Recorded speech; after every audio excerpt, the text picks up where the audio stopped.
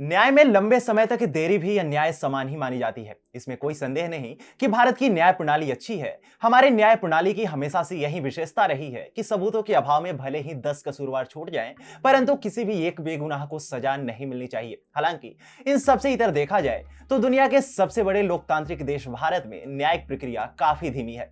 न्याय पाने के लिए लोगों को सालों साल का इंतजार करना पड़ता है और इसके प्रमुख कारणों में से एक है जजों की नियुक्ति। देश भर की विभिन्न अदालतों में बड़ी संख्या में पद खाली पड़े हैं। न्यायिक नियुक्ति में कॉलेजियम सिस्टम को सबसे बड़ी अड़चन माना जाता है, जिस पर अब कानून मंत्री किरेन रिजिजू ने प्रश्न उठाते हुए कुछ ऐसी बातें कही हैं जो विचार करने योग्य है। नमस्कार, आप देख रहे हैं TFI, जो है देश का सबसे विश्वसनीय अल्टरनेट न्यूज मीडिया पोर्टल, और मैं अवनीश तिवारी आपको बताऊंगा कि कैसे केंद्रीय मंत्री किरेन रिजिजू देश में कॉलेजियम सिस्टम को खत्म करने हेतु कमर कस चुके हैं। हम आगे बढ़ेंगे उससे पूर्व यदि आपको हमारे विचार पसंद आते हैं तो आप हमारे वीडियो को लाइक करें और चैनल को सब्सक्राइब करें। यदि आप हमें फेसबुक पेज पर देख रहे हैं तो हमारे पेज को भी लाइक कर लें। तो अविलंब आरंभ करते हैं।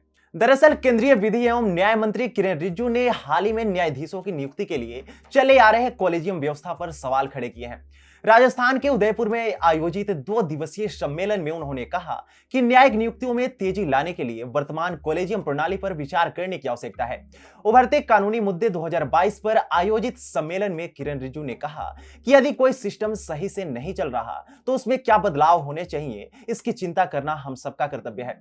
कानून मंत्री ने कहा, हाईकोर्ट और निचली अदालत की मूलभूत सुविधाओं को बढ़ाने के लिए सरकार लगातार प्रभावी कदम उठा रही है। न्याय प्रणाली को फिर से जीवंत करने का वक्त आ गया है। इसके तहत रिक्त पदों को जल्द ही भरा जाएगा। वैसे ऐसा पहली बार हुआ जब कानून मंत्री किरेन रिजिजू ने यूं सार्वजनिक तौर पर इतने सख्त शब्दों में कॉलेजियम प्रणाली पर प्रश्न खड़े किए हों। देखा जाए तो कॉलेजियम सिस्टम हमेशा से ही सवालों के घेरे में बनी रहती है।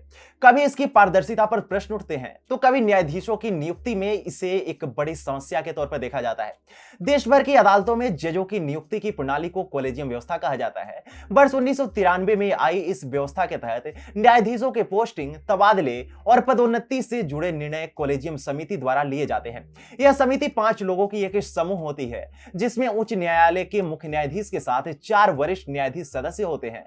कॉलेजियम व्यवस्था से ही यह तय होता है कि हाईकोर्ट के कौन से जज पदोन्नत होकर सुप्रीम कोर्ट जाएंगे। हालांकि हमारे भारतीय संविधान में कॉलेजियम व्यवस्था का कोई उल्लेख नहीं किया गया है। ज्ञात हो कि अक्सर ही कॉलेजियम व्यवस्था पर सवाल खड़े होते रहे हैं। केवल बॉलीवुड या फिर राजनीति ही नहीं, परिवारवाद से हमारे देश की न्यायपालिका भी ग्रसित है। ऐसा कहा जाता है कि कॉलेजियम व्यवस्था के माध्यम से न्यायपालिका में भी परिवारवाद को बढ़ावा दिया जाता है। अगर केवल सुप्रीम कोर्ट को ही देख लिया जाए तो वहां 38% मौजूदा न्यायाधीशों का न्यायपालिका या फिर सरकार में गहरा पारिवारिक संबंध है। प्रथम दृष्टया से तो यही स्पष्ट होता है कि न्यायपालिका पर कुछ चुनिंदा परिवारों का ही कब्जा है। स्वयं न्यायपालिका के अंदर से ही इसकी पारदर्शिता पर प्रश्न चिन्ह उठते आए हैं। कुछ वर्षों पूर्व इलाहाबाद उच्च न्यायालय के एक न्यायाधीश ने प्रधानमंत्री को चिट्ठी लिखकर कॉलेजियम व्यवस्था पर सवाल उठाते हुए स्पष्ट तौर पर कहा कि हाई कोर्ट और सुप्रीम कोर्ट में न्यायाधीशों की नियुक्तियों में परिवारवाद और जातिवाद का बोलबाला है। ऐसा नहीं है कि कॉलेजियम व्यवस्था को कभी खत्म करने का प्रयास नहीं हुआ। सत्ता में आने के बाद मोदी सरकार ने वर्ष 2014 में राष्ट्रीय न्यायिक नियुक्ति आयोग यानी NJAC अधिनियम बनाया था। यह सरकार द्वारा प्रस्तावित एक संवैधानिक संस्था थी जिसमें 6 सदस्य रखने का प्रस्ताव था। इसमें मुख्य न्यायाधीश के अलावा सुप्रीम कोर्ट के 2 वरिष्ठ वकील, कानून मंत्री और विभिन्न क्षेत्र से जुड़ी 2 लोकप्रिय हस्तियों को सदस्य के तौर पर शामिल करने की बात थी, परंतु सुप्रीम कोर्ट द्वारा नए कानून को असंवैधानिक बताते हुए इसे वर्ष 2015 में ही रद्द कर दिया गया। इस दौरान कहा गया कि इससे न्यायपालिका की स्वतंत्रता पर असर पड़ेगा, जिसके बाद कॉलेजियम प्रणाली ही दोबारा से बहाल हो गई। वैसे भी देखा जाए तो अपने कुछ निर्णयों के कारण न्यायपालिका आलोचनाओं में भी घिरी हुई है। न्याय पाने के लिए लोग देश की व्यवस्था पर तो पूरा भरोसा करते हैं, परंतु न्यायाधीशों के सभी फैसलों पर लोग उनसे सहमत हो, ऐसा भी नहीं है। ऐसा ही कुछ बीते महीने देखने को मिला था जब उदयपुर में दर्जी कन्हैया लाल के इस्लामिस्टों द्वारा बेरहमी से हत्या करने पर सुप्रीम कोर्ट ने भाजपा की पूर्व प्रवक्ता को जिम्मेदार ठहराया था।